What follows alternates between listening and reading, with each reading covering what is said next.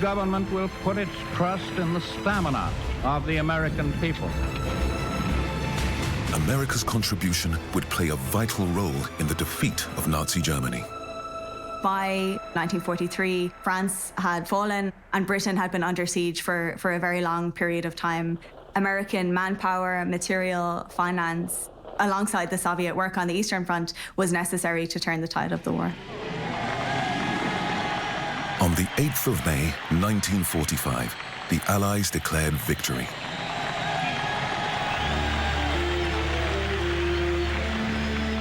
This country, born out of brutal bloodshed, had transformed from a reluctant participant in both world wars to becoming the linchpin of Allied victory. But the war in the Pacific was far from over. And America's retaliation on Japan for Pearl Harbor would be the most devastating the world had ever seen.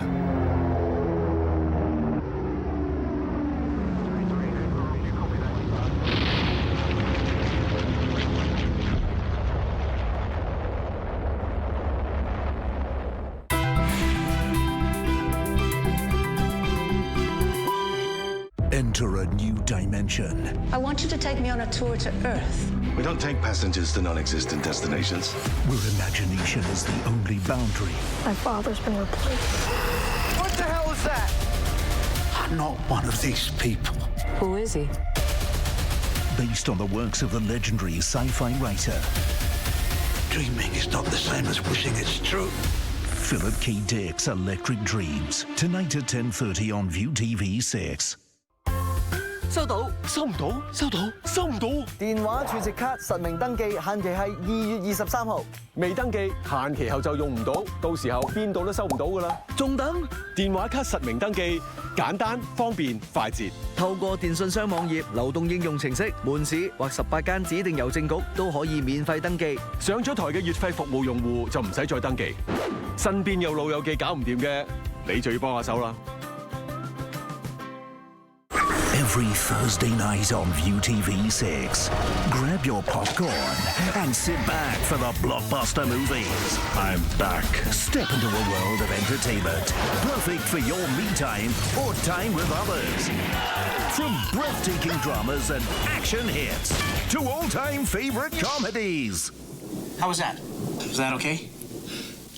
We have them all for you on Popcorn 96. Not having enough space is a universal problem. And he's doing it all in the kitchen. It gets very loud. Finding ways to deal with it is the key. It's with me today, just a sample. Yeah. All right, I feel like we need a fist bump or something. Yeah. The creative duo. There are so many options when it comes to pool liners these days. Never fail to add space to your home sweet home. What a nice space. Explore the endless possibilities that the outdoor area has to offer. Backyard Builds, Saturday night at 7:30 on viu96. New beginnings built on stunning transformation.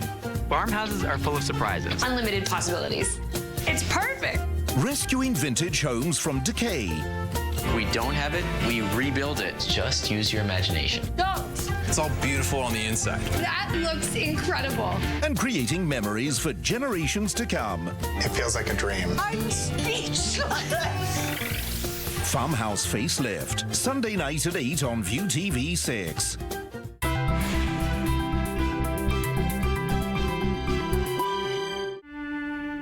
When the US detonated 2 atomic bombs in August 1945, it brought the war to an immediate end. Hiroshima was instantly transfigured. There was nothing left but ruins. It also transformed America's place in the world. With the detonation of the atomic bomb, the United States had clearly demonstrated its technological superiority over any potential rival. The US, as a result, comes out of the war as the undisputed global superpower. And America found the perfect opportunity to flex her new global superpower status. If you're going to be a superhero, you need a supervillain, an archenemy, which is Soviet communism, the Soviet Union. Russia and America, former allies of the Second World War, found themselves sworn enemies in a new conflict, the Cold War. So on one side you have America, and America represents democracy, free markets. And on the other side, you have the Soviet Union, Russia, and that represents state control, the suppression of individual freedom. There was good, them, and there was evil, the Russians. So America takes on this sort of mantle as the defender of the free world. You see massive investment and growth of the military, and really that's related to this idea that the United States is now fighting a kind of permanent Cold War against the Soviets and against communism. The Cold War was the moment when America became known as the leader of the free world, as it fought to contain communism around the globe and intervene wherever it was needed. The Cold War is the moment when America overtakes Britain to become by far the biggest sort of imperial democratic power. It marks an important shift to be more interventionist. The doctrine of anti-communism became a blank check for intervention really anywhere in the world. The conflict in Vietnam was one such intervention in the long-running Cold War. America's prime goal to prevent the spread of communism leads to the US sending, military advisors and then soldiers to places like Vietnam. The first US troops landed there in 1965. This would lead to America becoming embroiled in a deeply divisive and deadly conflict that would last over a decade. The Vietnam War left just a colossal scar on the American national psyche. They kind of went into it just assuming that through a little bit of military intervention they would be able to turn the tide and they would stop this country from becoming communist-controlled.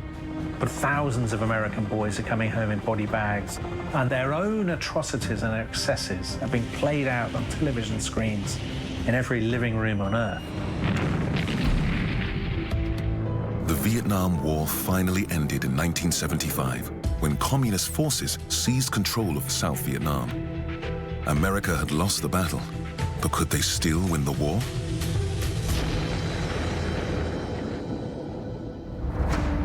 In 1,000 years, America has undergone a staggering transformation.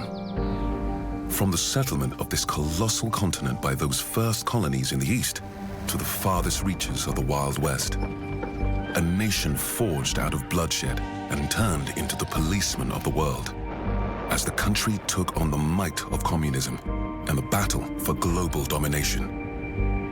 And just as America's command seemed to be faltering after the failure in Vietnam, Ronald Reagan, America's 40th president, stepped into the breach.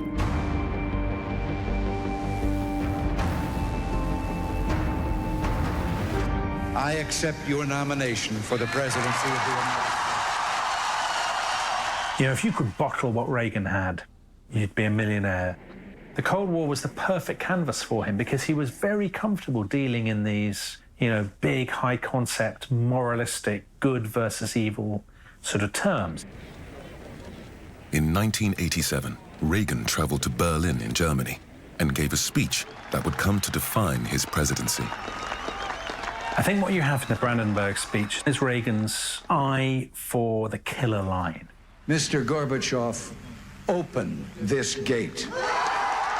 And Reagan was a Hollywood actor, and he reveled in this sort of leader of the free world image. He goes to the one place where it's going to be the best visual impact, and he delivers this very Hollywood line. Mr. Gorbachev, tear down this wall. Only Reagan could really have got away with such a sort of corny, such a Hollywood line. Reagan dealt in primary colours, and that's what that Brandenburg speech is. 2 years later, in 1989, Reagan's words became a reality. The Berlin Wall, the most visible symbol of the Cold War, began to fall. The Soviet Union soon followed suit, collapsing in 1991, and with it, communism's hold over Eastern Europe. America was victorious and emerged as the ultimate power in the world. There has been no state of comparable size or power in world history, not even the Roman Empire. They led the world, they won, we won is the way you'll hear Americans talk about it. And there was this moment, I suppose, in the 1990s when that was true. You know, they didn't really have a competitor, and there was this sort of halcyon moment. The Cold War was over, but events on September 11th, 2001 would test America's resolve yet again.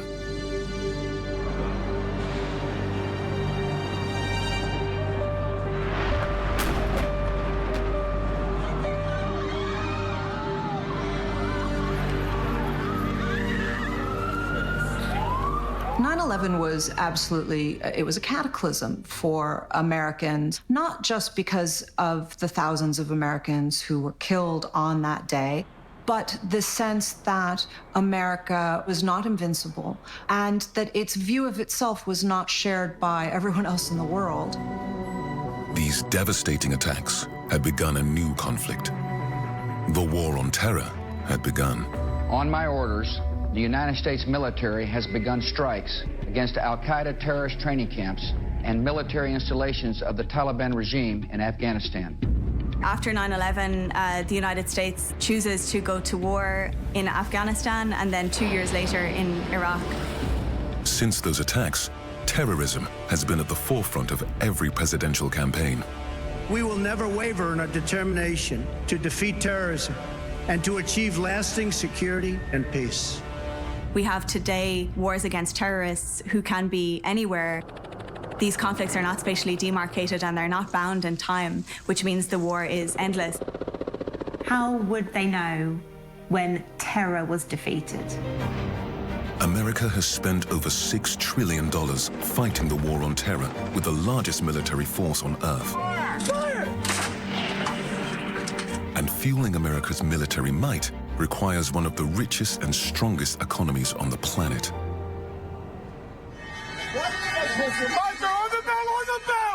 FIS on the bell! There is no better symbol of America's colossal wealth than the New York Stock Exchange. Despite being almost 250 years younger than the London Exchange, it is worth more than double, trading billions of dollars every day. 50 with a 560 wall. America was always a get-rich-quick scheme. It was where you went if you wanted to make a buck from the very beginning. The idea of being able to generate your own wealth is what Americans feel is most important to them. America's financial domination is a story of boom and bust, of extreme wealth and unthinkable poverty. So how did America become one of the richest countries in the world? Americans never feel guilty about being successful. They revel in it. I mean, it's right there from the first settlers. They wanted to build a new world. They wanted it to be really prosperous. Just as the first British settlement of Jamestown was starting to flourish in the 1620s, other European settlers were also headed to the New World, keen to make their fortune. And in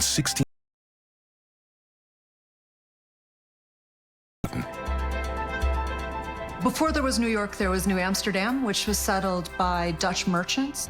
And they purchased the island, which became Manhattan, from the Lenape native peoples for 60 guilders, which was the equivalent of about $1,000 today. Very soon, the colonists found themselves in competition with each other. The British are in a very heated commercial rivalry with the Netherlands. So along the southern tip of Manhattan, the Dutch were very keen to defend the land from English encroachment. In 1652, the Dutch built a wall called De Waal, which is now Wall Street, and one of the most important streets in global capital.